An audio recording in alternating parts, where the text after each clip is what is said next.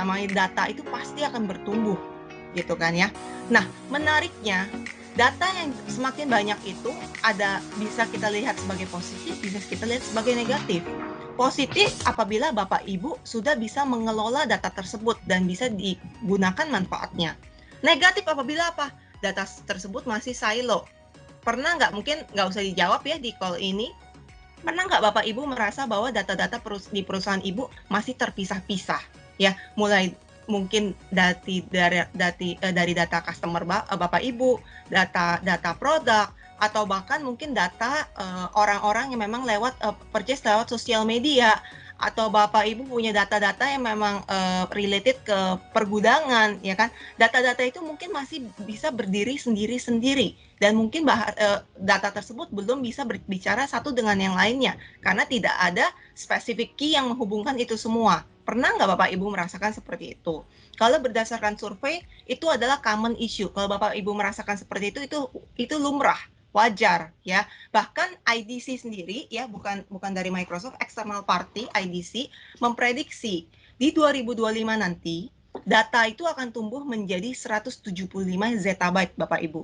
Ya, 175 zettabyte itu kalau saya translate ke gigabyte, mungkin Bapak Ibu tahu ya, kalau handphone kan kurang lebih memorinya ya 64, 128 gigabyte. Zettabyte itu adalah 175 triliun gigabyte. Bisa dibayangkan ya, kalau kita jadikan itu data tersebut kita masukin ke Blu-ray disk ya, disk yang dulu mungkin kita semua tahu ya kan, itu dijajarkan bisa mengelilingi bulan sebanyak 23 kali. Jadi data itu benar-benar banyak banget di seluruh dunia gitu ya. Jadi makanya datanya itu sangat krusial buat kita semua. Nah, sekarang adalah tantangan kita semua dengan data yang begitu besar, tapi bagaimana data itu bisa membantu Bapak Ibu, bisa membantu para IT, para decision maker untuk mengambil keputusan. Contoh misalnya ya, dengan data insight yang sudah ada, kita tahu list of client kita, bagaimana kita mau bisa memprediksi klien-klien tersebut tuh harus kita targetkan untuk memasarkan produk apa yang lebih spesifik. Saya misalnya, saya suka baju warna kuning, berarti untuk brand tersebut apabila mereka mau promote something ke saya, dia akan lihat preference saya itu, saya akan pakai baju warna kuning. Atau dia tahu bahwa saya itu hobinya mancing misalnya. Nah, semua yang memang produk yang related dengan mancing itu akan bisa ditargetkan ke saya. Jadi memang segala sesuatunya akan lebih customized.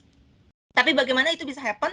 Hanya bisa happen kalau kita punya data yang integrated satu dengan yang lainnya. Seperti itu ya. Namun inilah tantangan yang bisa kita hadapi bersama untuk bisa memicu growing bisnis yang jauh lebih signifikan lagi. Nah, sekarang kan pertanyaannya nih, apakah Bapak Ibu sekalian ya mau mau berusaha untuk solve ya kan data yang masih silo tersebut, yang masih terpisah-pisah tersebut. Belakangan ini saya sering banget dapat request, Bu, saya ada kebutuhan untuk bisa data warehouse, saya mau analitik dan lain-lain. Tapi setelah kita telusuri, Pak, Bu, mohon maaf, data Bapak Ibu masih silo, masih terpisah-pisah. Yuk kita lakukan data cleansing dulu, yuk infrastrukturnya kita benerin dulu, dan lain-lain. Banyak sekali common banget hal-hal seperti itu. Aku nggak tahu, mungkin di Bapak Ibu juga ada gitu ya. Nah, sekarang jadinya bagaimana kalau misalnya Bapak Ibu ada kebutuhan spesifik seperti ini, let us know ya, supaya data itu key-nya adalah bisa integrasi satu dengan yang lainnya. Nah, kalau Bapak Ibu lihat di dot ini adalah goal kita itu, dot itu merupakan data. Nah, data itulah yang kita harapkan bisa terkoneksi satu dengan yang lainnya. Tujuannya untuk apa? Tujuannya itu untuk bisa mengaccelerate digital transformation yang selalu kita katakan di depan gitu ya. Bagaimana teknologi cloud bisa membantu ya dengan digital transformation. Tapi untuk start digital transformation dari mana? Kita harus fix the data, the infrastructure dulu. Ini adalah fundamental things yang harus kita perbaiki bersama-sama.